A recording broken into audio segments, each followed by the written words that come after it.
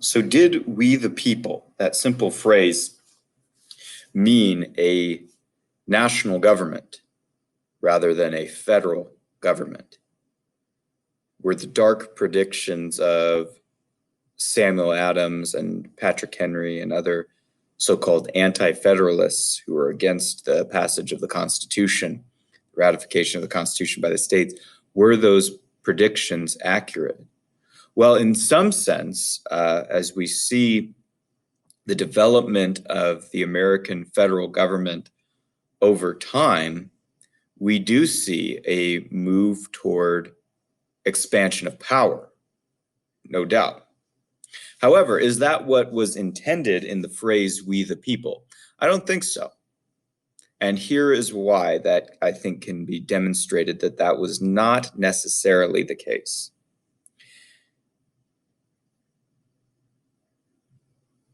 And that simple fact is by virtue of the fact that we the people wasn't added in until the last couple days where the Constitution was being edited by what was called the Committee of Style. For the whole convention, from May 12th to from May 27th to September 12th of 1787, the whole 4 months of the convention, the original preamble in the draft of the Constitution read, we the people of the states, then subsequently listing all 13 states. Now, 5 days before Constitution Day, which was September 17th, 1787, which is the day that the Constitution was finished in its final draft to be sent to the states. It was signed by less than the 55 original men there. 5 days before, on September 12th, was where it was taken to the Committee of Style to be edited in word flow, and simple edits, not substantive changes, were made, including the preamble. And why did they change the preamble? One, I think they wanted to make it sound better, but two other main reasons were substantive. Reason number one, they couldn't name all 13 states because it was not a guarantee that all 13 states would accept or ratify the Constitution. Remember that Rhode Island had refused to send a delegation to the convention. Virginia had men like Patrick Henry that were very much against the passage of the Constitution. And it was suggested by some, I think Thomas Jefferson suggested, that Virginia should hold off on the passage of the Constitution until a Bill of Rights was created and put into the Constitution as a set of amendments, which eventually happened. The state of New York, it was debatable whether or not they would accept the Constitution. There's actually an interesting story in that where the state of New York as a whole,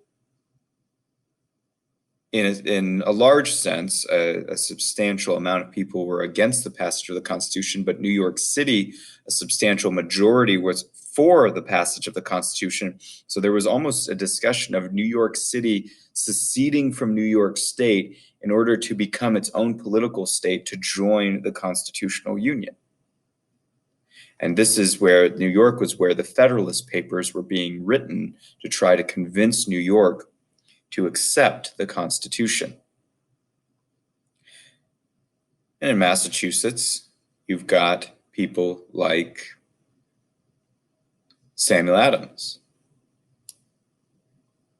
questioning the validity of the Constitution and accusing it of a betrayal of the American Revolution and the self-government of the states. So if the Constitution came out and said, we the people of the states, and then listed states who refused to participate, it just wouldn't work, wouldn't go well. They would have to change it. Number two, other states may join the Union in the future, which happened. And so they would have to change this, presumably, or update it in some sense. So they instead just said, "We the people of the United States." Now, if that was the case, why didn't people like Patrick Henry or Samuel Adams or other anti-federalists simply read James Madison's debates in the Federal Convention that would have shown this? Well, that's because they couldn't. James Madison wrote his notes, and then he requested others taking notes of what was said at the convention, what was voted on, who voted on what things, the discussions they had, and how the Constitution was formed. He requested that they all enter into an agreement not to publish the notes taken about the convention until all the men who had participated in the Philadelphia Convention were dead.